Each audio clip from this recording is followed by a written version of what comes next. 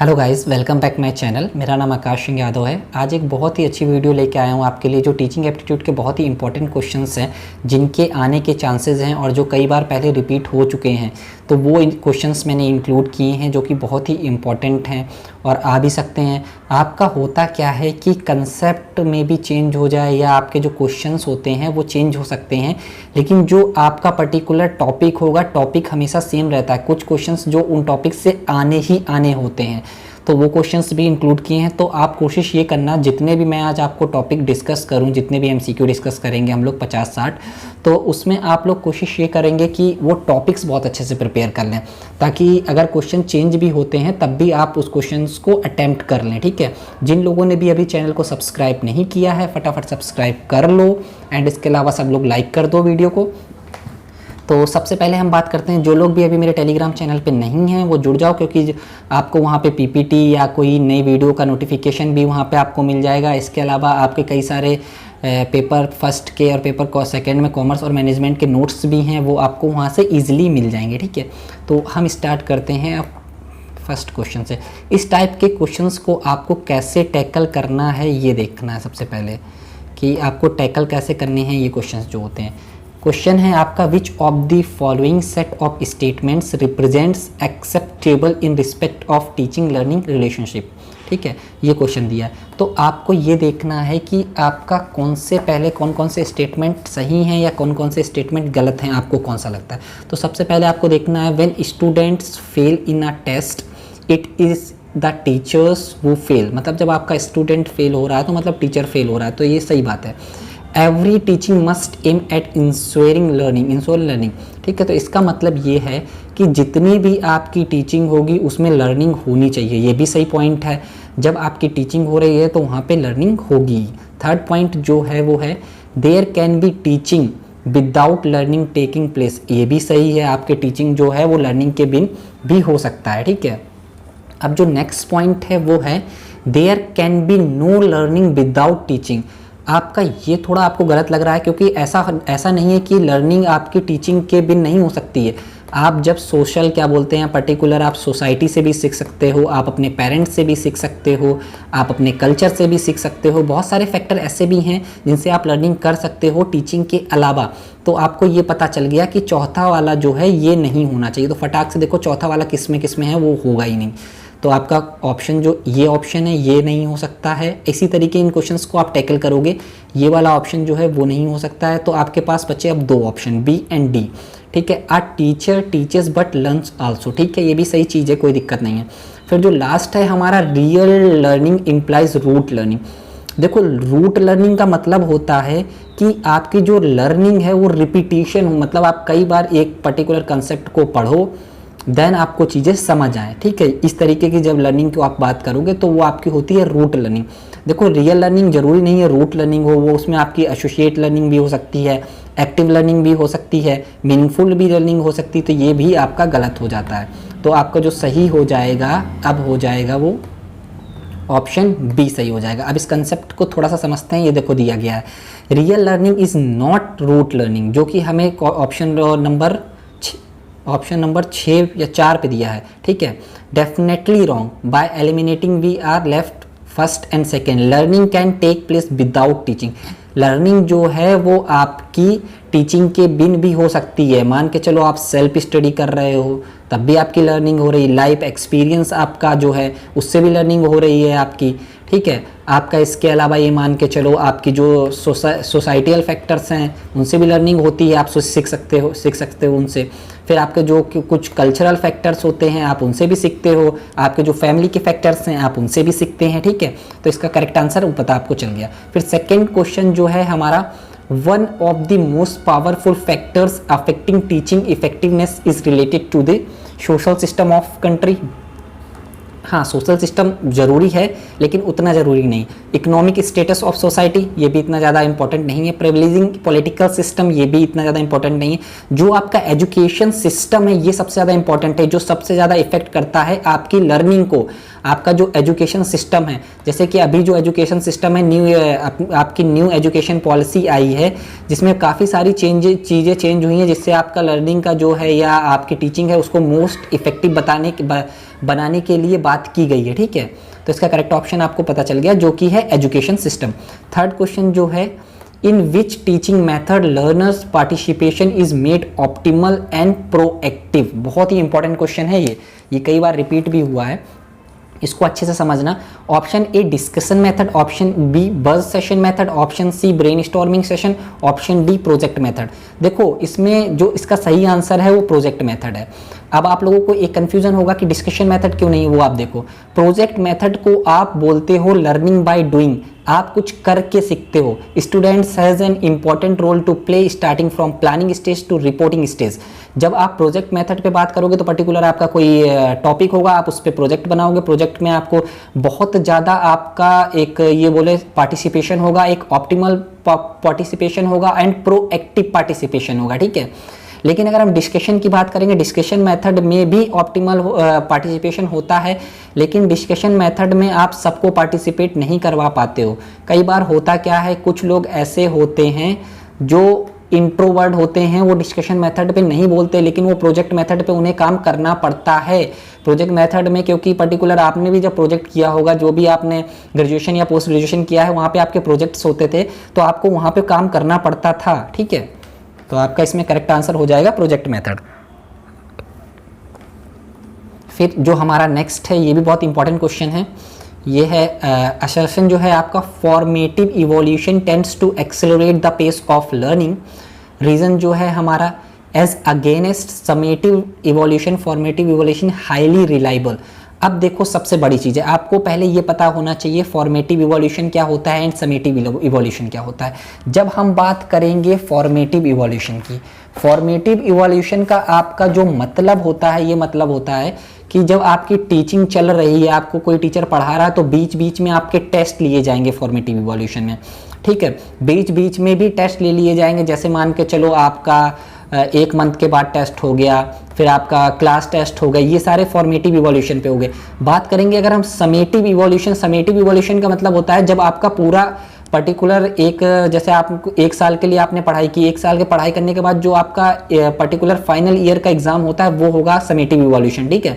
जो लास्ट में एग्जाम होगा पूरा कोर्स वर्क खत्म करने के बाद, वो होगा हमारा समेटिव इवोल्यूशन। अब हम इसको समझते हैं, ठीक है। ये है teacher asking question during the class given homework etc is a formative evaluation. ये आपका फॉर्मेटिव इवोल्यूशन है। So yes, it's help in accelerate the pace of learning. तो ऑप्शन फर्स्ट जो है हमारा वो करेक्ट हो गया। अब सेकंड जो है, term end exam at the end are summative evaluation, जो कि मैंने आपको बताया है कि जब आपका पर्टिकुलर सेशन खत्म हो गया या कोर्स वर्क खत्म हो गया, तब जो एग्जाम होगा वो समेटिव होगा।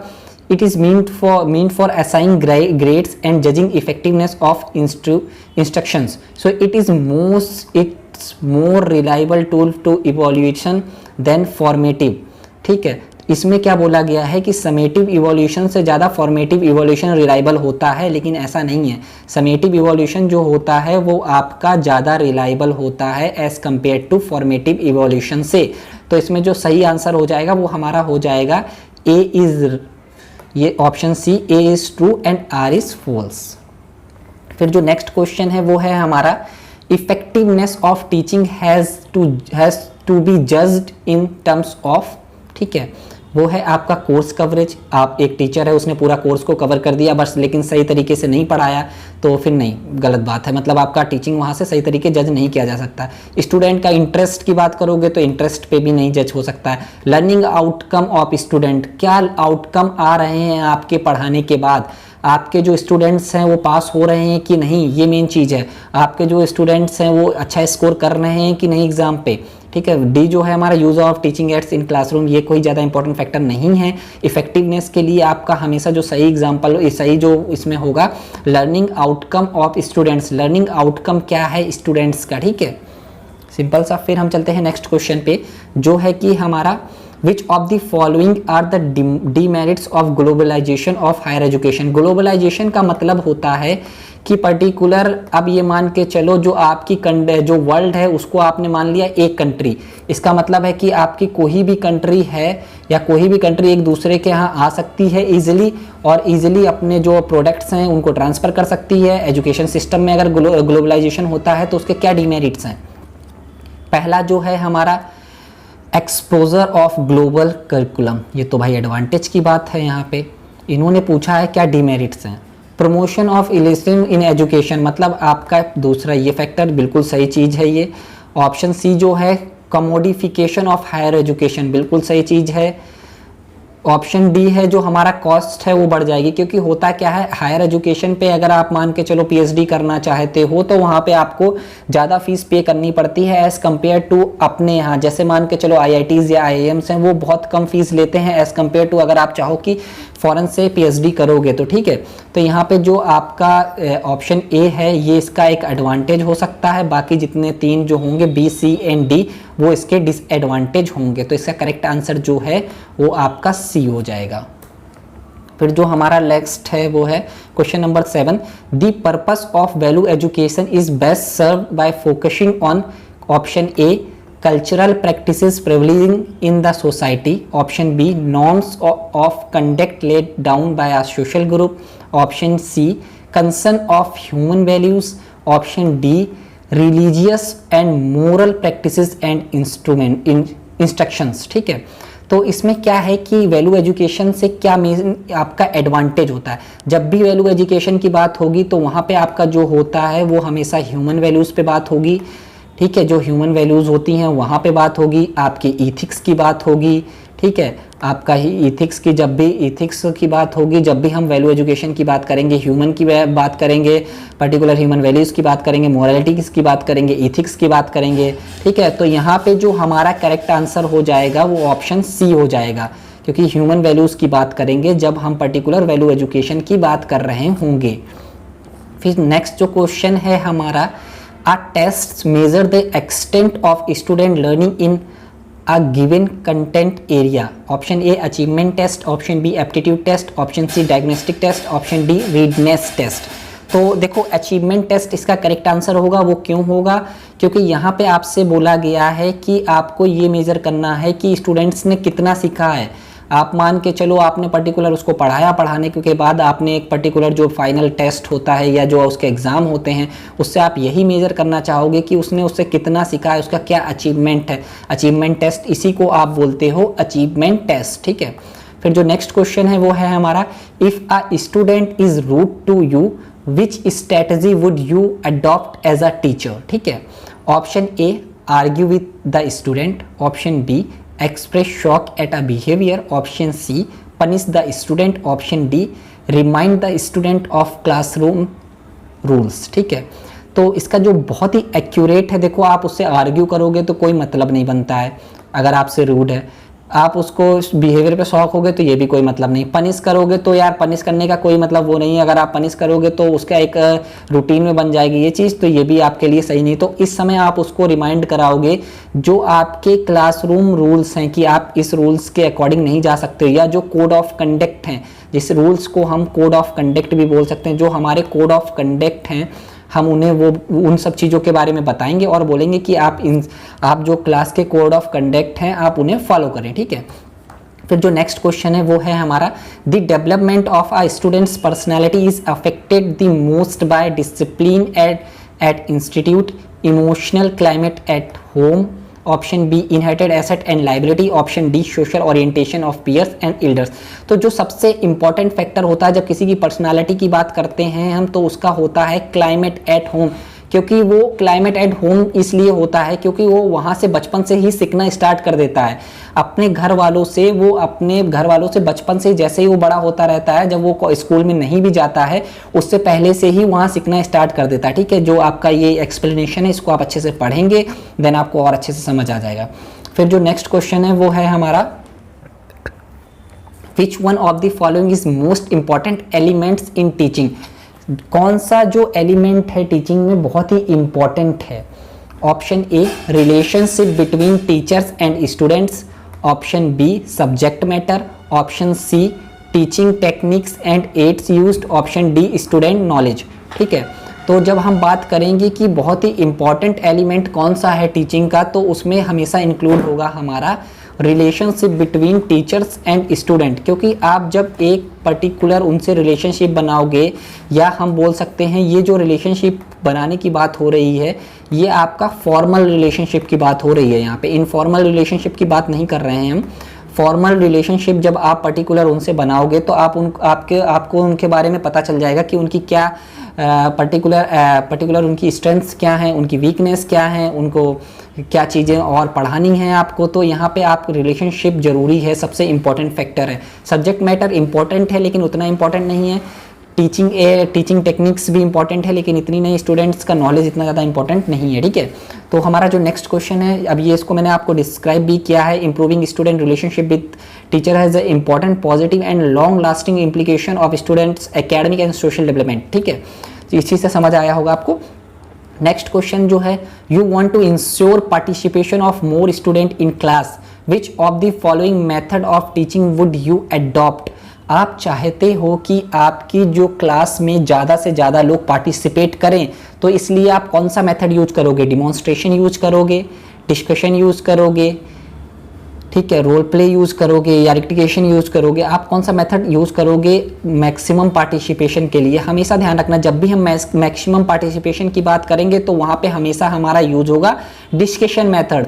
डिस्कशन मेथड हमेशा ज़्यादा पार्टिसिपेशन की बात करता है। इसमें आपको होता क्या है कि एक क्लास में आपके जितने भी स्टूडेंट्स होते हैं, आप उन्हें एक पर्टिकुलर टॉपिक दे दो, टॉपिक देने के बाद उस टॉपिक में उनसे डिस्कशन करवाओ, तो जितने भी स्टूडेंट हैं, जो लोग नहीं भी बोलते हैं वो भी बोलने की कोशिश करते हैं, ठीक है। इसलिए ये बहुत इंपॉर्टेंट है। Using discussion as a primary teaching method allow the stimulate the critical thinking. Critical thinking को भी ये प्रमोट करता है डिस्कशन मेथड, ठीक है। तो जो नेक्स्ट क्वेश्चन है वो है हमारा, is the process in which you identify the common aspects और basic relationship in variety of specific situation. ये बहुत ही इंपॉर्टेंट क्वेश्चन है, इसको आप हमेशा ध्यान रखना। ये होता है आपकी इंडक्टिव रीजनिंग। बहुत लोगों ने इंडक्टिव रीजनिंग पढ़ी होगी। इंडक्टिव रीजनिंग में क्या होता है, आप स्पेसिफिक से जर्नल की तरफ जाते हो, स्पेसिफिक से जर्नल की तरफ जाते हो, ठीक है, या आप जो हम बोल सकते हैं पर्टिकुलर से जर्नल की तरफ जाते हो, जो कि इस क्वेश्चन में दिया गया है कि आप स्पेसिफिक से अगर आपको कुछ सिचुएशन दी हैं या कुछ एस्पेक्ट्स दिए हैं, बेसिक रिलेशनशिप दी है स्पेसिफिक सिचुएशन के बारे में, उनको आप जब उनकी तरफ से आप जाओगे जर्नल में, तो इसका जो करेक्ट आंसर हो जाएगा वो हो जाएगा generalisation. Generalisation is the process in which you identify the common aspects और basic relationship in a variety of specific situation. आप स्पेसिफिक सिचुएशन से जर्नल की तरफ जाते हो, समझे। ये इंडक्टिव रीजनिंग का पार्ट होता है, तो इसका करेक्ट आंसर जो हो जाएगा वो जनरलाइजेशन हो जाएगा, ठीक है। जो नेक्स्ट क्वेश्चन है, you want to develop a cooperation and team spirits in a student, which activities would you propose, ठीक है। आप चाहते हो कि आपके जो स्टूडेंट्स हैं उनमें एक टीम स्पिरिट डेवलपमेंट हो, या पर्टिकुलर कोऑपरेशंस हो, या बहुत अच्छे से स्टडी करें, एक दूसरे को सपोर्ट करें, तो इसमें कौन सा मेथड आप यूज करोगे? आर्ट से नहीं होगा। डिबेट से तो और ज़्यादा दिक्कत होती है। डिबेट में तो क्या एक दूसरे के जो पॉइंट्स होते हैं उन्हें काटने की बात होती है, तो यहाँ पे टीम स्पिरिट कहाँ से डेवलप होगी? फिर क्विज से भी नहीं होगी। क्विज में भी एक आपका कंपटीशन वाली भावना होती है। तो जो हमारा इसका करेक्ट आंसर हो जाएगा वो प्रोजेक्ट वर्क। प्रोजेक्ट वर्क का जो मेन क्या होता है कि इसमें आप 3-4 मतलब पर्टिकुलर एक प्रोजेक्ट दे देते हो। प्रोजेक्ट देने के बाद आप एक पर्टिकुलर टीम बनाते हो जिसमें 6 से 7 लोग होते हैं। 6 से 7 लोग होंगे जो मिलकर काम करेंगे एंड पर्टिकुलर उसका कंक्लूजन फाइंड करेंगे उस प्रोजेक्ट का, ठीक है। फिर हम बात करते हैं नेक्स्ट क्वेश्चन पे। जो नेक्स्ट क्वेश्चन है वो है हमारा, which one of the following is the main objective of teaching. Teaching का क्या मेन ऑब्जेक्टिव है? To give information related to syllabus, to develop a thinking power of student, to dictate the notes of the student, to prepare student to pass the examination. तो देखो, information related to syllabus कोई important चीज़ नहीं है। जो main objective होता है वो होता है कि एक थिंकिंग पावर उनके स्टूडेंट्स के ऊपर आप डेवलप करो, एक उनकी थिंकिंग डेवलप करो, ठीक है। एक उनको मतलब एक ये इसमें आप ये बोल सकते हो उनका ऑल राउंड डेवलपमेंट। उनको आप सिलेबस से मतलब नहीं है आपका सिलेबस उनका कंप्लीट करा दो, ये कुछ नहीं है। आपको यहाँ पे फोकस पर करना पड़ता है ऑल राउंड डेवलपमेंट, मतलब सारे एरियाज़ में उनका डेवलपमेंट हो। तो इसमें आपका जो सही आंसर हो जाएगा वो हो जाएगा to develop thinking power of students, ठीक है। नेक्स्ट क्वेश्चन जो है वो है हमारा, meaningful learning takes place when. Meaningful learning कब पर्टिकुलर होती है, किस सिचुएशंस में होती है? Students are interested in the topic taught, ठीक है। ये सही पॉइंट है, कोई दिक्कत नहीं। Explanation are given with the reach of the student, जैसा स्टूडेंट चाहते हैं मतलब उनका जो पर्टिकुलर लेवल है उसके अकॉर्डिंग आप एक्सप्लेनेशन करो। ऑप्शन सी जो है the new content being taught is related to the previous knowledge of the students, ठीक है। और डी जो है हमारा the student raise question and get clarification, तो जो मोर एक्यूरेट होगा वो होगा हमारा ये the new content being taught is related to the previous knowledge of the student. जब वो प्रीवियस नॉलेज को एक तरीके से वो रिवाइज भी कर पाते हैं इस कंसेप्ट से, तो उससे क्या होता है कि आपकी मीनिंगफुल लर्निंग होती है। इसीलिए आपका जो पर्टिकुलर सिलेबस होता है, हमेशा ध्यान रखना जो आपका सिलेबस होता है या जो बुक होती हैं उन पे जो चैप्टर होते हैं वो ऐसे डिज़ाइन किए जाते हैं कि अगर चैप्टर 2 पढ़ रहा है तो वो चैप्टर 1 से रिलेट कर सके, या चैप्टर 1 का एक्सटेंशन होगा चैप्टर 2, ठीक है। ये चीज़ आप हमेशा ध्यान रखना, इसी को आप बोलोगे मीनिंगफुल लर्निंग। फिर जो नेक्स्ट क्वेश्चन है वो है हमारा which of the following steps would you consider first for then effective communication. अब ये वाला जो क्वेश्चन है वो आपका कम्युनिकेशन में भी पूछा जा सकता है, वो आपका टीचिंग एप्टीट्यूड में भी पूछा जा सकता है, ठीक है। जो क्वेश्चन है वो है हमारा option A select the channel of communication, option B plan the evaluation procedure, option C specify the objective of communication, option D identify the various media of communication। तो इसमें क्या है कि आपको जब इफेक्टिव कम्युनिकेशन की बात कर रहा है तो पहला स्टेप क्या होगा, आप पर्टिकुलर एक इफेक्टिव कम्युनिकेशन का मतलब ये होगा कि आप जो इन्फॉर्मेशन उन्हें देना चाह रहे हो वही इन्फॉर्मेशन दो, मतलब जो आप उनसे कहना चाह रहे हो वो भी उसी चीज को समझें। तो सबसे पहले उनका ऑब्जेक्टिव को आपको आइडेंटिफाई करना पड़ेगा। हमेशा आप ध्यान रखिए जब उनके ऑब्जेक्टिव को आइडेंटिफाई करोगे कम्युनिकेशन के, देन आपका इफेक्टिव कम्युनिकेशन होगा, क्योंकि आप उनके अकॉर्डिंग कम्युनिकेशन करोगे जब आप उनके ऑब्जेक्टिव को डिफाइन या ऑब्जेक्टिव को आइडेंटिफाई करोगे, ठीक है। नेक्स्ट क्वेश्चन वो जो है हमारा effective teaching is a result of clear and precise communication, perfect classroom discipline, regular teaching, student self learning. देखो इफेक्टिव टीचिंग का मतलब होता है कि एक बहुत अच्छे लेवल की टीचिंग, ठीक है। इसमें क्या है, क्लासरूम डिसिप्लिन हो तो कोई ज़रूरी नहीं है, अगर आपकी टीचिंग इफेक्टिव नहीं है या टीचर जो है काफ़ी डिसिप्लिन्ड है तो क्लासरूम वैसे ही डिसिप्लिन हो जाती है। रेगुलर टीचिंग जरूरी नहीं है कि वो इफेक्टिव टीचिंग हो, आपकी स्टूडेंट सेल्फ लर्निंग भी इफेक्टिव टीचिंग तो हो ही नहीं सकती है। तो इसका जो सही आंसर होगा वो क्लियर एंड प्रिसाइज कम्युनिकेशन। आप जितना भी पढ़ाओ अच्छे से पढ़ाओ, जैसा कि मैं हमेशा आपसे बोलता हूं कि आप जितना भी पढ़ो हमेशा अच्छे से पढ़ो, क्लियर पढ़ो और कम पढ़ो लेकिन अच्छा पढ़ो, आप चीज़ों को अच्छे से ग्रैब कर पाओ, चीज़ों को अच्छे से कंसेप्ट को समझ पाओ, ठीक है। Family is a means of, family जो होती है वो हमारी फॉर्मल एजुकेशन नहीं, फॉर्मल एजुकेशन तो हमें कॉलेज से मिलता है, जब हम कॉलेज या पर्टिकुलर स्कूल जाते हैं। डिस्टेंस एजुकेशन जब हम ऑनलाइन पढ़ते हैं तब हम डिस्टेंस एजुकेशन लेते हैं भाई। नॉन फॉर्मल एजुकेशन कुछ होता ही नहीं है।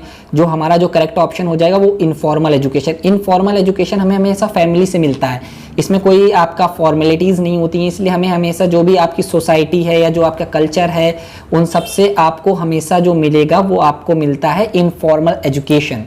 जो हमारा 20th क्वेश्चन है वो verbal guidance is least effective in teaching. देखो वर्बल गाइडेंस इंपॉर्टेंट है, लेकिन वर्बल गाइडेंस किस टाइप की टीचिंग में इंपॉर्टेंट नहीं है, skills, attitude, relationship, concepts and facts.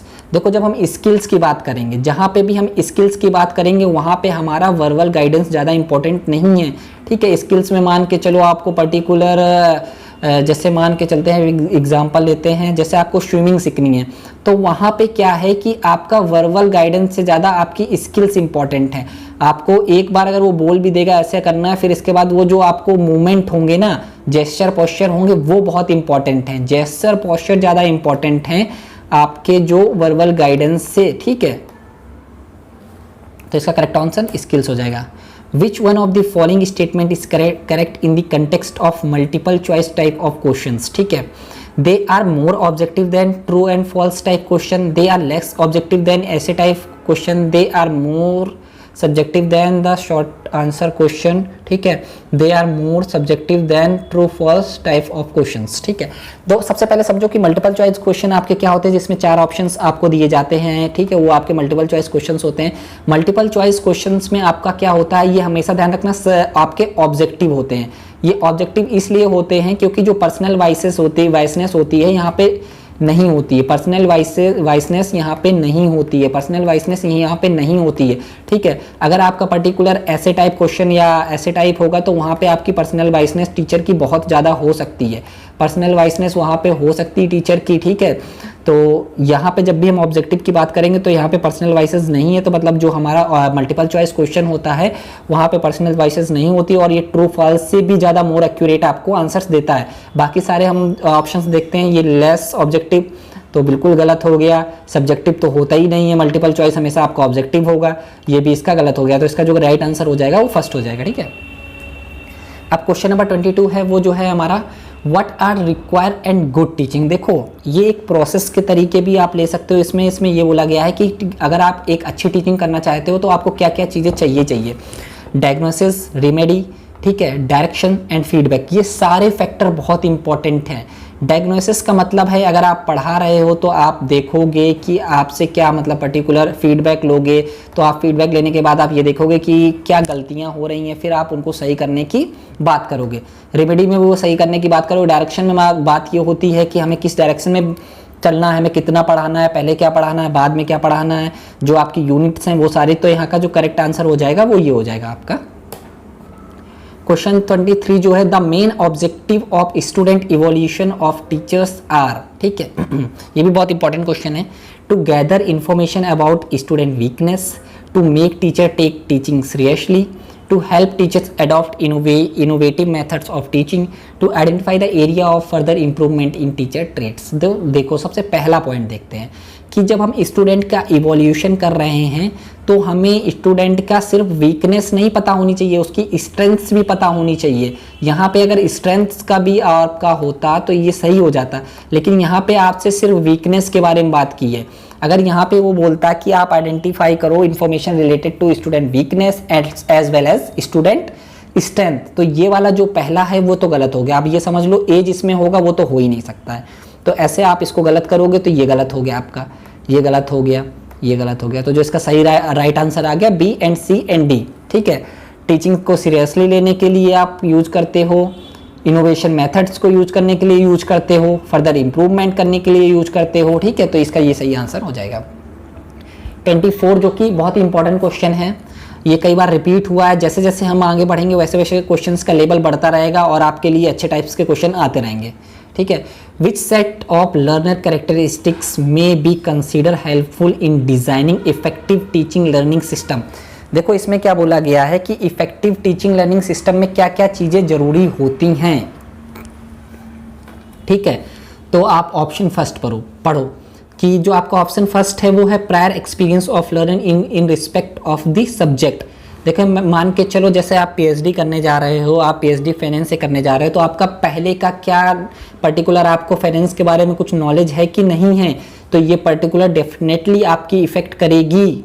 ठीक है, फिर दूसरा है हमारा interpersonal relationship of learning family friends. इससे कोई मतलब नहीं है, फैमिली फ्रेंड्स से क्या मतलब, लर्निंग उसे खुद करनी है, फैमिली फ्रेंड्स से क्या मतलब, अब जिसमें सेकंड है वो पहले ख़त्म करते हैं, तो ये तो इसका हो ही नहीं सकता भाई।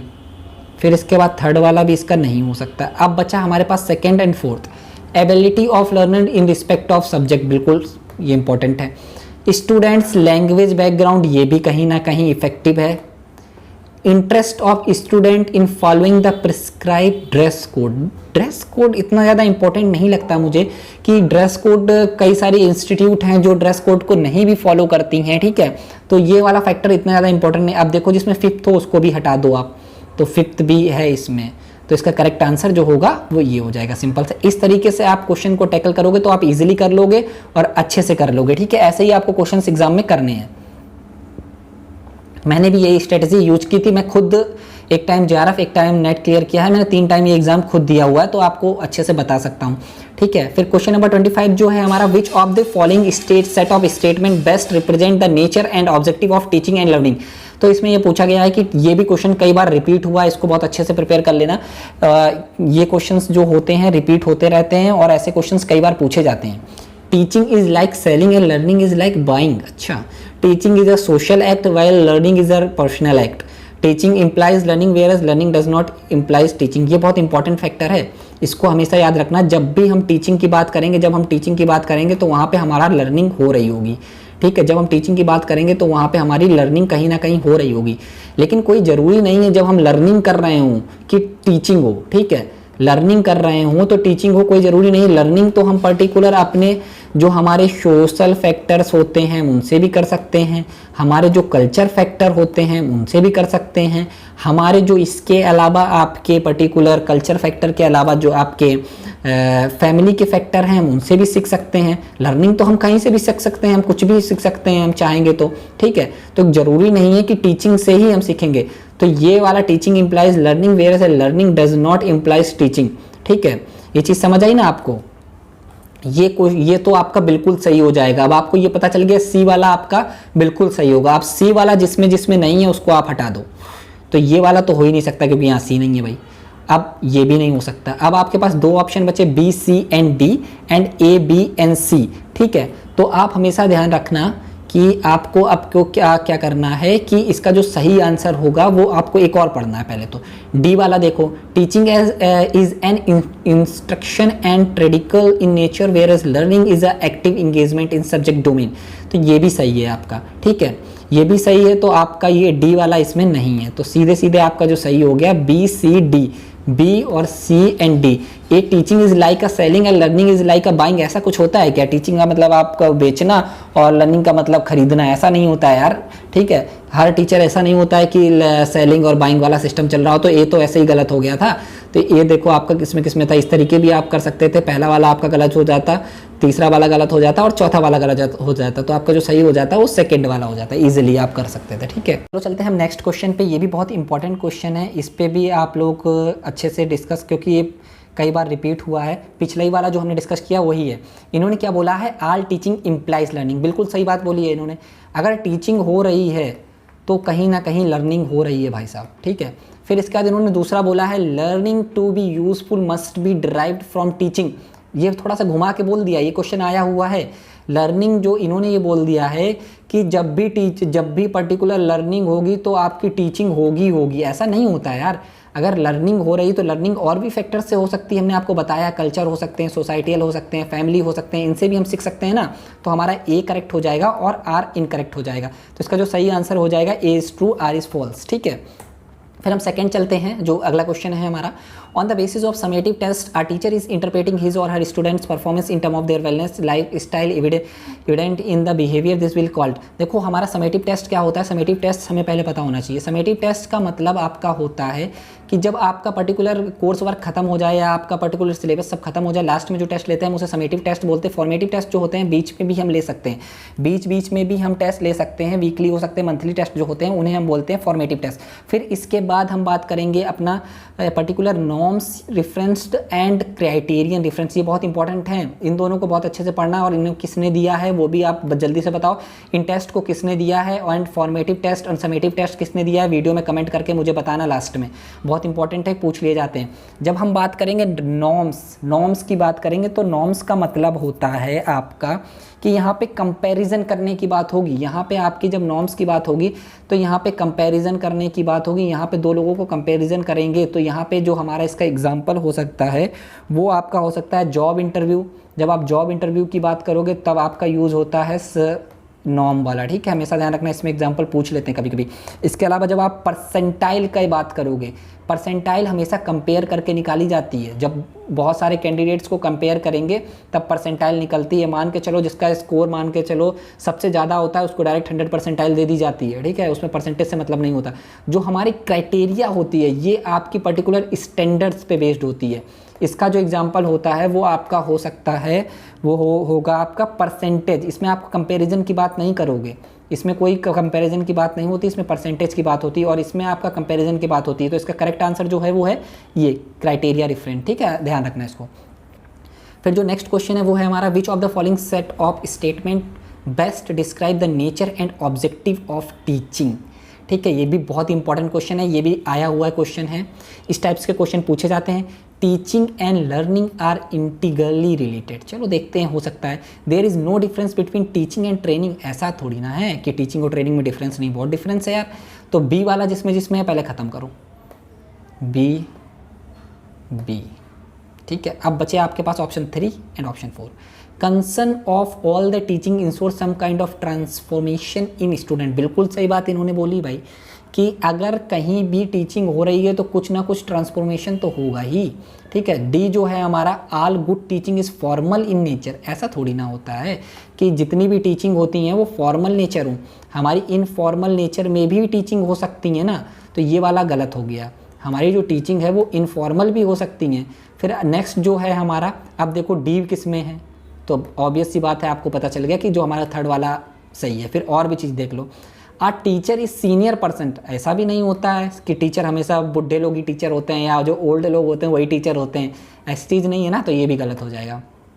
ठीक है, तो हमारा जो सही हो जाएगा वो ए, सी एंड एफ हो जाएगा। इस टाइप के क्वेश्चंस को आपको ऐसे ही डील करना है। ठीक है, जो हमारा सही आंसर हो गया वो ए, सी, एफ हो जाएगा। फिर जो हमारा नेक्स्ट है ये भी बहुत इंपॉर्टेंट है, इसको बहुत अच्छे से समझना। अब हम बात करेंगे, देखो आपको इनमें से एक चीज़ भी अगर आती होगी तो आपका काम हो जाएगा। इस टाइप के क्वेश्चंस में आप हमेशा ये देखोगे कि आपको क्या आता है, कोई एक भी अगर चीज़ आती है तो काम आपका हो जाता है। ठीक है, अब जैसे मान के चलो लेक्चरिंग हमें थोड़ा कम आता है, डिस्कशन ऑफ ग्रुप भी कम आता है, लेकिन हमने ब्रेन स्टॉर्मिंग बहुत अच्छे से पढ़ रखा है, जिसे ये ध्यान रखना ऑब ईश्वर ने दी थी। ठीक है, इन्होंने दी थी, इसे ऑब्सरॉन करके थे। इसमें क्या बोला जाता था कि इसका जो मेन एम होता था काफ़ी सारी आइडियाज़ को लाना। ठीक है, आइडियाज़ के अलावा इसमें काफ़ी सारा डिस्कशन होता था, डिस्कशन के बाद पर्टिकुलर एक्सपर्ट डिस्कशन करते थे और काफ़ी सारे आइडिया को जनरेट करने की बात की जाती थी भाई साहब।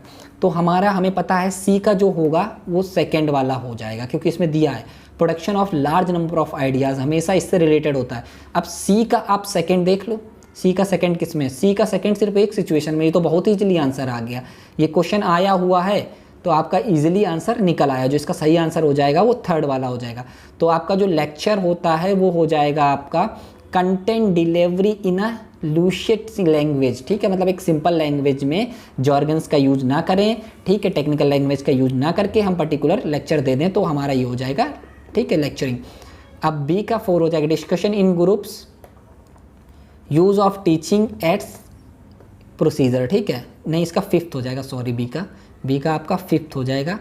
Theme based interaction among participants, ये भी सिंपल सा है, डिस्कशन में आपको बताया गया है कि पहले पर्टिकुलर जो टीचर होता है वो आपको एक थीम देता है, बताता है कि इस टॉपिक पे हम डिस्कशन करेंगे, फिर आपको थोड़ा बहुत पढ़ना होता है, फिर पर्टिकुलर पूरी क्लास होती है वो डिस्कशन करती है। इसका आपको पता चली गया है कि क्या था। फिर जो आपका प्रोग्राम्ड है इंस्ट्रक्शंस है उसका हो जाएगा फर्स्ट वाला, small step presenting with feedback provide. ठीक, तो इसका जो सही आंसर है वो थर्ड हो गया। फिर अब ये भी बहुत इंपॉर्टेंट क्वेश्चन है, from the list of evaluation procedure given below identify the those who will call the formative evolution.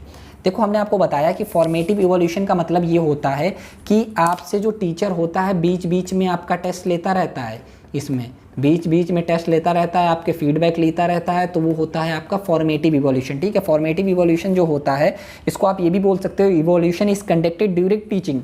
ठीक है, या आप ये भी बोल सकते हो evaluation is done to identify the current situation of learner in between the learning process.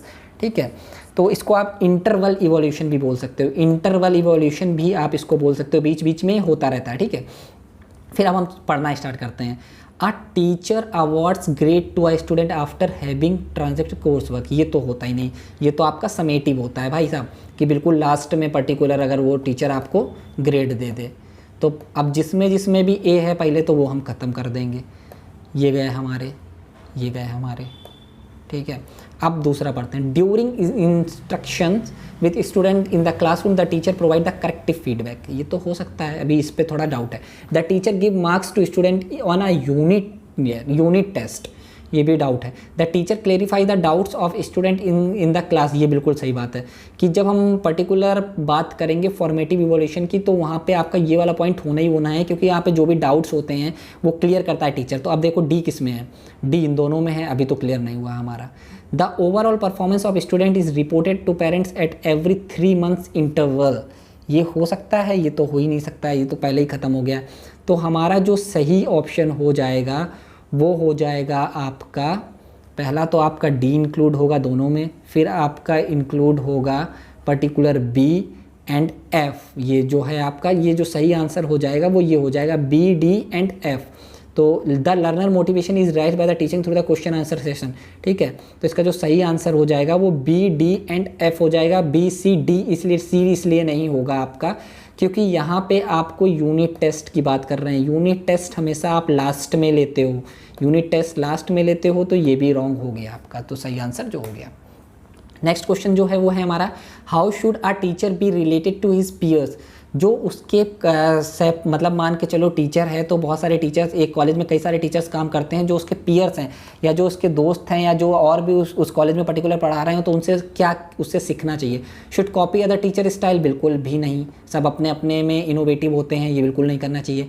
Follow independent views, ये भी नहीं होना चाहिए कि बिल्कुल किसी को मतलब किसी से आपको कोई मतलब नहीं। Should not entrance in the other work, मतलब आपके दूसरे के वर्क में कोई कुछ ना करें, ठीक है। ये भी suggest each other the effective way to teach, ये बहुत इंपॉर्टेंट फैक्टर है कि एक दूसरे को सजेस्ट कर सकते हैं जो अच्छी चीज़ें हैं, ठीक है। तो हमेशा ध्यान रखना, एक दूसरे को आप फीडबैक दे सकते हो, सजेस्ट कर सकते हो चीज़ें, तो जो कि आपको हमने दी है। It may be worthwhile to talk to the make more experience colleague to experience tips. देखो इसमें क्या है कि अगर मान के चलो कि कोई एक्सपीरियंस बंदा है, आप लेस एक्सपीरियंस हो, आप गए नए कॉलेज में, तो कॉलेज में आप अगर एक्सपीरियंस बंदे से थोड़ा बहुत अपना अगर कुछ उससे चीज़ें ले लोगे तो वो आपके लिए इफेक्टिवली हो जाएंगी। वही चीज़ इसमें लिखा हुआ है, ठीक है। नेक्स्ट क्वेश्चन जो है हमारा वो है, for a teacher teaching in a class with large student which of the technique is best. बहुत ज़्यादा स्ट्रेंथ की बात हो रही है, तो वहाँ पे कौन सी टेक्निक बेस्ट होती है। Debate and discussion and practicals तो बिल्कुल बेस्ट नहीं हो सकते हैं, क्योंकि ये टाइम टेकिंग होते हैं। डिबेट में आपको बहुत ज़्यादा टाइम चाहिए होता है, डिस्कशन में भी टाइम चाहिए होता है, प्रैक्टिकल्स में भी टाइम चाहिए होता है। ग्रुप वर्क विथ लेक्चर, ये भी नहीं हो सकता है। जो हमारा लेक्चर एंड क्लास नोट है, ये बहुत यूज होता है जब हमारे पार्टिसिपेंट्स बहुत होते हैं, या आप बोलें कि जो मास क्लास या बड़ी क्लास होती है उसमें हम यूज करते हैं lecture and class method. Self study and asking questions, ये तो हो ही नहीं सकता, ठीक है। तो some advantage of lecture include greater teachers control in the classroom and facilitated large class communication, ठीक है, जो कि आपको दिया हुआ है, ठीक है। फिर हम चलते हैं नेक्स्ट क्वेश्चन पे। Learning in the mother tongue helps a student to what is being taught. देखो लर्निंग अगर आपका होता क्या है कि अगर मान के चलो आपके पास दो एग्जाम्पल हैं, हम आपको एग्जाम्पल देते हैं कि आपको हिंदी बहुत अच्छे से आती है। अगर आपको हम हिंदी में समझाएंगे सारी चीज़ें तो आपको बेटर समझ आएंगी एज़ कम्पेयर टू इंग्लिश में समझाएंगे। आप उसको जल्दी नहीं ले पाओगे अपने माइंड के अंदर, या ईजिली उसको पर्टिकुलर अपने माइंड के अंदर नहीं बैठा पाओगे, ठीक है। तो इसमें यही चीज़ बोली गई है, जब हम किसी स्टूडेंट को उसकी मदर टंग में पढ़ाते हैं तो उससे ये एडवांटेज होता है, वो ईजिली कंप्रहेंड कर लेता है चीज़ों को, ठीक है, कंप्रहेंड कर लेता है चीज़ों को, ठीक है। जो हमने आपको बताया, student learns better through their mother tongue, ठीक है। फिर जो नेक्स्ट क्वेश्चन है वो है हमारा, when is the best time to evaluate the students performance. देखो इसमें पूछा गया है कि जो स्टूडेंट्स की परफॉर्मेंस है उसका क्या बेस्ट टाइम है, कब उसको इवोलेट करना चाहिए। जब हमारा इंस्ट्रक्शन स्टार्ट हों, जब हमारे इंस्ट्रक्शन एंड हों, जब हमारी यूनिट्स एंड हो, through out the instructional process. तो अब इसमें इसका एक्सप्लेनेशन देखते हैं। Formative assessment refers to wide variety of method that teachers use to conduct in process of evaluation of student comprehension, learning needs and academic progress during a course, ठीक है। तो इसमें क्या है कि जो आपका करेक्ट ऑप्शन हो जाएगा, through out the instructional process.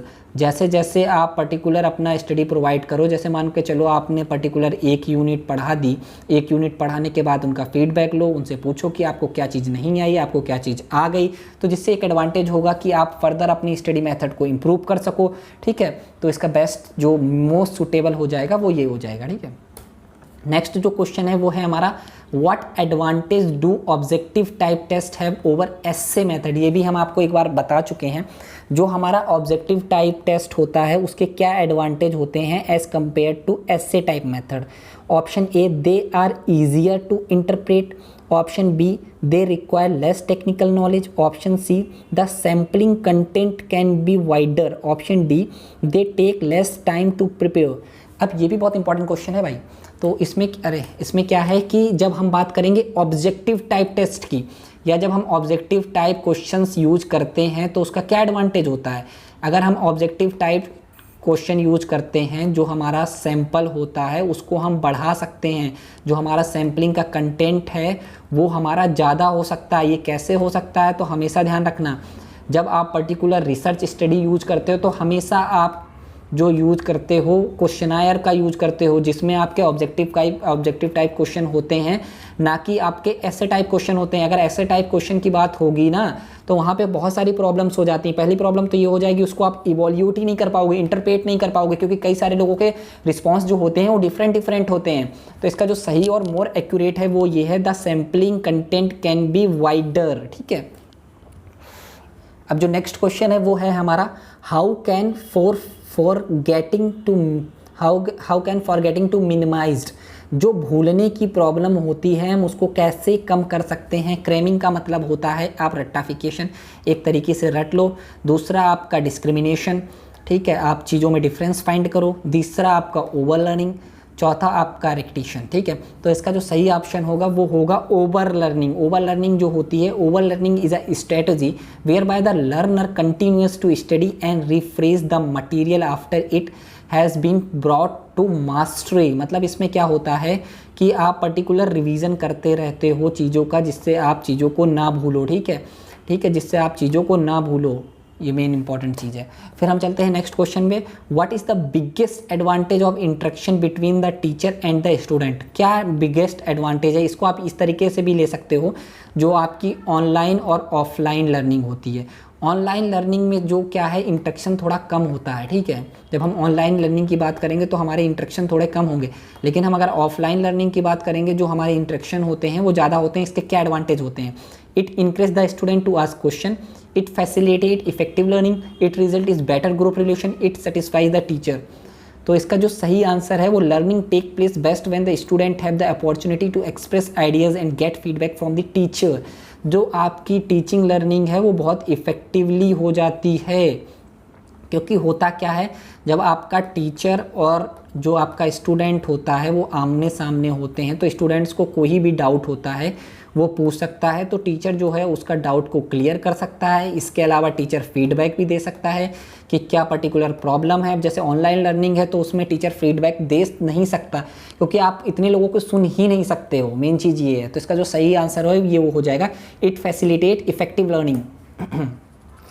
अब ये बहुत इंपॉर्टेंट है, it's suitable to slow learners, creative writing, learning by rote, mechanical repetition of an action, role playing. तो सबसे हमेशा ध्यान रखना, कोई स्लो लर्नर है, सबकी अपनी माइंड की कैपेबिलिटीज़ होती हैं। किसी को बहुत देर में लर्न होता है एक सेम कंसेप्ट, कोई सिर्फ 5 मिनट में लर्न कर लेता है, किसी को लगता है 2-3 घंटे। तो वो जो होता है उसमें अगर जो स्लो लर्नर है वो हमेशा यूज करे लर्निंग बाय रूट। बिल्कुल ये मान के चलो स्टार्टिंग से, एंड इसको बोलते हैं हम रिपीटेटिव लर्निंग भी।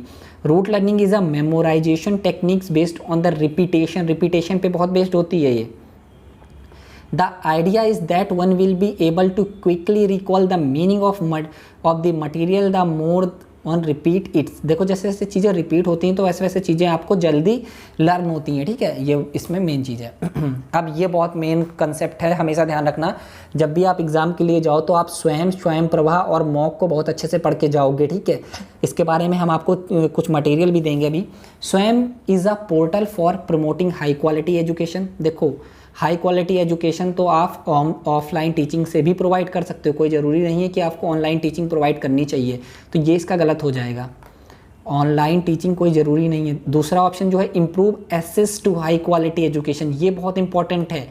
एसेस की जहां हमने बात कर दी, ये बहुत इंपॉर्टेंट फैक्टर है। एसेस का मतलब होता है कि आप पर्टिकुलर जो आपका जोग्राफिकल एरिया है उसको बढ़ा रहे हो। स्वयं का जो यूज़ है एक ऑनलाइन प्लेटफॉर्म है, ठीक है, जिससे आप ऐसे एरियाज़ में भी एजुकेशन दे रहे हो जो बहुत बैकवर्ड हैं थ्रू इंटरनेट। ठीक है, ये चीज़ समझ आई सबको कि जो बैकवर्ड एरियाज़ हैं उनमें भी आप एसेस फैला रहे हो, तो ये आपका सही हो जाएगा। Telecasting high quality education content free of charge, ये भी सही बात है, तो इसका जो सही ऑप्शन हो जाएगा वो बी एंड सी हो जाएगा। इसके बारे में हमने बहुत कुछ आपको बताया, स्वयं और स्वयं प्रभा के बारे में। आप इसको अच्छे से नोट डाउन कर लेना, पढ़ लेना। अगर हम ये बताएंगे तो वीडियो बहुत लंबा हो जाएगा। मैंने ज़्यादातर चीज़ें आपकी इंक्लूड कर दी हैं, जो लास्ट टाइम एग्जाम में आई थी सब इंक्लूड है इसमें। फिर हम चलते हैं नेक्स्ट क्वेश्चन पे, जो है हमारा arrange the following teaching process in order. इसको आपको जो टीचिंग का प्रोसेस है उस ऑर्डर पे आपको करना है। तो ठीक है, सबसे पहले हम बात करते हैं जो है हमारा कि कैसे टीचिंग का ऑर्डर होगा। सबसे पहले relating the present knowledge with the previous knowledge, नहीं, पहला स्टेप ये नहीं हो सकता। इवोल्यूशन तो हो ही नहीं सकता, रीटीचिंग तो हो ही नहीं सकता। फॉर्मुलेटिंग ऑब्जेक्टिव, पहला प्रोसेस जो होगा वो हमेशा हमारा ऑब्जेक्टिव से स्टार्ट होता है। तो ऑब्जेक्टिव किस में, तो सीधे सीधे यार दिख गया आपको, ये भी क्वेश्चन आया हुआ है इसलिए मैंने इंक्लूड किया है। तो सीधे सीधे सिंपल सा आंसर हो गया, फॉर्मुलेटिंग ऑब्जेक्टिव। सबसे पहले आप ऑब्जेक्टिव फॉर्मुलेट करोगे। ऑब्जेक्टिव फॉर्मुलेट करने के बाद उसका जो प्रेजेंट का नॉलेज है, जो आप प्रेजेंट में नॉलेज देने वाले हो, उसको प्रीवियस नॉलेज से आप पर्टिकुलर उसको रिलेट करोगे। ठीक है, फिर जो आपका फिफ्थ है, जो आप पर्टिकुलर उसको देना चाहते हो नॉलेज, वो आपका होगा प्रेजेंटेशन ऑफ मटेरियल। फिर आपका सेकंड जो हो जाएगा इवोल्यूशन, आपने नॉलेज दे दिया, फिर आपने देखना है कि वो क्या सीखा, फिर आपको यहाँ से फीडबैक लेना है, फिर आपका रीटीचिंग, अगेन टीचिंग प्रोसेस स्टार्ट। ठीक है, तो इसका करेक्ट आंसर आपको पता चल गया। फिर जो नेक्स्ट क्वेश्चन है वो है हमारा, social change would bring a change in which of the following. Social change जो होता है वो किस में चेंज कर सकता है। देखो, सोशल चेंज मतलब होता है जो हमारा सोसाइटी का चेंज है। अगर हमारा कोई भी सोशल चेंज पूरी सोसाइटी को जो चेंज कर रहा है, वो हमारा एटीट्यूड्स, आइडियल्स एंड वैल्यूज़ को भी चेंज करेगा, ह्यूमन रिलेशनशिप को भी चेंज करेगा, स्ट्रक्चर ऑफ सोसाइटी को भी चेंज करेगा। जैसे आप एग्जांपल ले लो कोविड का, कोविड के कारण आजकल सब सारी चीज़ें चेंज हो चुकी हैं। एक तरीके से ये सोशल चेंज ही बोल सकते हैं कि आप सब, ज़्यादातर लोग मास्क लगाए आपको दिखते हैं, ज़्यादातर लोग सैनिटाइज़र ले ही दिखते हैं, ज़्यादातर लोग एक दूसरे से मिलते नहीं। पहले क्या होता था, हम लोग गले मिलते थे, लेकिन अब थोड़ा दूर दूर रहते हैं। तो ये सारी चीज़ें जो होंगी वो इसी कारण हो रही हैं। तो जिसका सही एग्जाम्पल, जो आपका सही आंसर हो जाएगा वो डी वाला हो जाएगा। ठीक है, नेक्स्ट क्वेश्चन पे चलते हैं। 10+2+3 year structure of education was proposed by. देखो, अभी नई एजुकेशन पॉलिसी आ गई है जो कि बहुत अलग है इससे। ये वाली एजुकेशन पॉलिसी किसने दी थी ये बताना है हमको। तो हमारी ये वाली जो एजुकेशन पॉलिसी थी वो दी थी एजुकेशन कमीशन 1964 में। ठीक है, ये ना एजुकेशन कमीशन 1964 में आई थी। 10+2+3 की जो एजुकेशन स्ट्रक्चर है हमारा, जिसका ऑब्जेक्टिव है, the objective of the commission are increase the productivity, promoting and social and national integration, education and modernization and developing moral and social and spiritual values. ठीक है, सिंपल सा ये है, इसके बारे में और पढ़ लेना, इससे क्वेश्चंस कभी कभी आ जाते हैं आपके। फिर जो नेक्स्ट है हमारा, is refers to the father of research and on teaching. ये बहुत इंपॉर्टेंट पॉइंट है कि जो रिसर्च का उपयोग सबसे पहले टीचिंग में किसने किया था, जो कौन इसका फादर है, कि रिसर्च का उपयोग टीचिंग में किसने सबसे पहले किया था। ठीक है, तो इसके जो फादर हैं वो हैं आपके NL गेगे। जो NL गेगे हैं वो इसके फादर हैं। ठीक है, आप ध्यान रखना इस चीज़ को, जिन्होंने आपका जो प्रिंसिपल था टर्म यूज किया था, और statement of relationship between two और मोर कंसेप्ट पे बात इन्होंने की थी। ठीक है, फिर जो नेक्स्ट क्वेश्चन है वो है हमारा NLM। ज़्यादातर लोग इसका फुल फॉर्म जानते होंगे, ये भी बहुत इंपॉर्टेंट टर्म है। जो इसका फुल फॉर्म है वो है national literacy mission. National literacy mission, ये भी क्वेश्चन आया हुआ है। It aims to make a literate adult in the age of group 50 to 35। ये भी ध्यान रखना आपको, और इसके बारे में थोड़ा बहुत और पढ़ना, ये भी इंपॉर्टेंट टॉपिक है आपका। सारे इंपॉर्टेंट टॉपिक मैंने इंक्लूड किए हैं, कुछ जो बचे हैं उनके अभी मैं आपको क्विज और प्रोवाइड कर दूंगा। ठीक है, अब हमारा जो नेक्स्ट क्वेश्चन है वो है, how would you dress yourself as a teacher. बहुत इंपॉर्टेंट क्वेश्चन है भाई ये, कि जो आप अगर मान के चलो कोई टीचर हो तो आप कैसे ड्रेस करोगे अपने आप को। देखो, थोड़ा सा जब भी आप टीचिंग एप्टीट्यूड के क्वेश्चंस लगाओ तो थोड़ा सा कॉमन सेंस का यूज करो। आप थोड़ा भी कॉमन सेंस का यूज करोगे तो ऑटोमेटिकली आप आंसर बिल्कुल सही दोगे। ये चीज़ हमेशा ध्यान रखना, कॉमन सेंस का, थोड़ा मेंटल एबिलिटी का फोकस करो, आराम से क्वेश्चंस होते हैं, ज़्यादा इसमें दिक्कत नहीं होती है। कंफर्टेबल इंपॉर्टेंट है, लेकिन इतना ज़्यादा इंपॉर्टेंट नहीं। कंफर्टेबल तो हर जगह इंपॉर्टेंट है, आप कहीं पे भी ड्रेस करो, कोई टीचर का अकेले नहीं है। ठीक है, फैशनेबल तो बिल्कुल भी नहीं टीचिंग में, ट्रेडिशनल भी बिल्कुल नहीं। जो आपका सही आंसर है वो डिग्निफाइड, आपकी जो डिजिग्नेशन है उसके अकॉर्डिंग होनी चाहिए आपकी ड्रेस। आपकी जो डिजिग्नेशन है, आपकी ड्रेस जो है उसके अकॉर्डिंग होनी चाहिए। आपका ड्रेस कोड जो हो डिजिग्नेशन के अकॉर्डिंग होनी चाहिए। ठीक है, फिर जो नेक्स्ट क्वेश्चन है वो है हमारा, जनरेशन गैप रिफर्स टू। देखो, generation gap refers to, simple सा, बहुत सिंपल क्वेश्चन है। Attitude of adult to teenagers, ये बिल्कुल गलत है। Different in values of different age group. देखो, होता क्या है, जब हम छोटे थे तो हमारी जो वैल्यू सिस्टम था वो थोड़ा डिफरेंट था। जब हम थोड़ा और बड़े हुए तो हमारा वैल्यू सिस्टम है जो डिफरेंट हुआ। जब हम और बड़े हुए तो हमारा वैल्यू सिस्टम चेंज होता है। तो जो आपका वैल्यू सिस्टम है वो एज ग्रुप के अकॉर्डिंग चेंज होता रहता है। इसका आंसर जो हो जाएगा वो ये हो जाएगा। ठीक है, जैसे जैसे आप बड़े होते रहोगे, जैसे जैसे आप बड़े होगे वैसे वैसे आपका जो वैल्यू सिस्टम है वो अलग अलग अलग होता रहता है। अगर एक छोटा बच्चा है तो उसका आपका इसमें आप ये समझ सकते हो जो अडल्सेंट होते हैं उनका जो वैल्यू सिस्टम होता है टोटली डिफरेंट होता है अडल्ट लर्नर से। जो हमारे अडल्ट लर्नर होते हैं वो ये मान के चलो जो 19 के बाद के लर्नर होते हैं उसे हम बोलते हैं अडल्ट लर्नर, और जो हमारे अडल्सेंट लर्नर होते हैं वो हमारे 13 to 19 जो लर्नर होते हैं वो होते हैं। इनका जो वैल्यू सिस्टम होता है टोटली डिफरेंट होता है, ठीक है। फिर जो हमारा नेक्स्ट जो क्वेश्चन है वो है choice of vocation depends. Vocation का मतलब होता है हमारा ऑक्यूपेशन। हमेशा हमें जो ऑक्यूपेशन है वो किस अकॉर्डिंग डिसाइड करना चाहिए, हमेशा अपनी जॉब जो है हमें किस अकॉर्डिंग डिसाइड करनी चाहिए। हमेशा हमें अपनी जॉब है जो हमें अपने इस डिसाइड करनी चाहिए जो हमारे स्किल्स हैं उनके अकॉर्डिंग, हमारे जो स्किल्स हैं उनके अकॉर्डिंग, या जो हमारे इंटरेस्ट हैं हमें हमेशा वहाँ काम करना चाहिए जो हमारे इंटरेस्ट के अकॉर्डिंग हो या जो हमारे स्किल्स के अकॉर्डिंग हो। बहुत सारे लोग ऐसे हैं जो ज़बरदस्ती कुछ चीज़ें करते हैं तो उनको मज़ा नहीं आता, उस चीज़ को एंजॉय नहीं करते हैं। आप किसी के प्रेशर में कोई चीज़ करोगे तो आप एंजॉय नहीं करोगे, लेकिन आप अगर खुद अपने मन से कर रहे हो, आपका इंटरेस्ट है, तो आप उस चीज़ को एंजॉय करोगे, ठीक है। सिंपल सा बस इतना है। Why should a teacher be an idealistic and set examples. बहुत इंपॉर्टेंट क्वेश्चन है ये। इसमें क्या है कि जो टीचर हो वो आपका आइडियलिस्टिक हो और एग्जाम्पल सेट करे। ऐसा रीज़न ऐसा इंपॉर्टेंट क्यों है?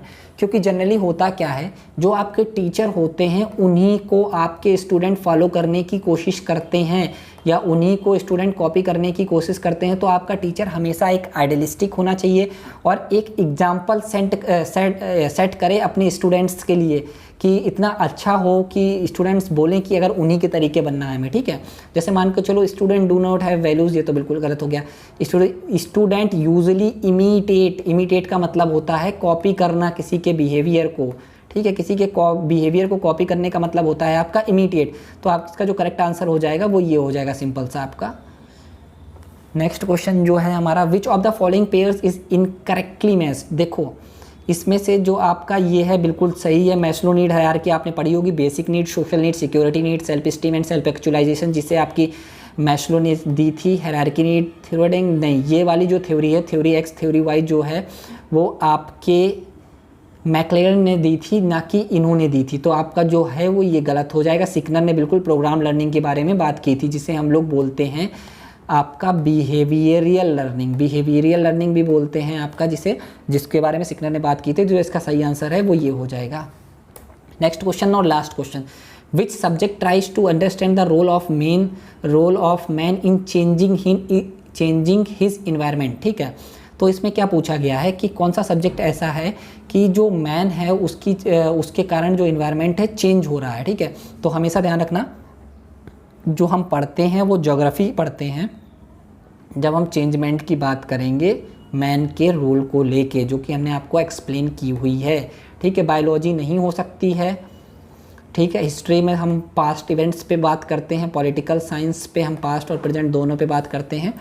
तो थैंक यू ऑल, सब लोग लाइक करो फटाफट वीडियो को। एंड इसके अलावा अभी हम बहुत सारे लेक्चर्स आपको लेके आएंगे। पेपर फर्स्ट में भी आने वाले हैं, 50-50 क्वेश्चन सारे सब्जेक्ट में होंगे जो बहुत इंपॉर्टेंट है। टीचिंग एप्टीट्यूड जितने भी आपके सब्जेक्ट हैं सब में इंक्लूड होंगे। फिर इसके बाद पेपर सेकेंड में हम स्टार्ट कर देंगे जैसे ही हमारा पेपर फर्स्ट खत्म होगा, ठीक है। थैंक यू एंड सब लोग लाइक कर दो और कमेंट भी कर दो, अपना स्कोर भी फटाफट लिख दो सब।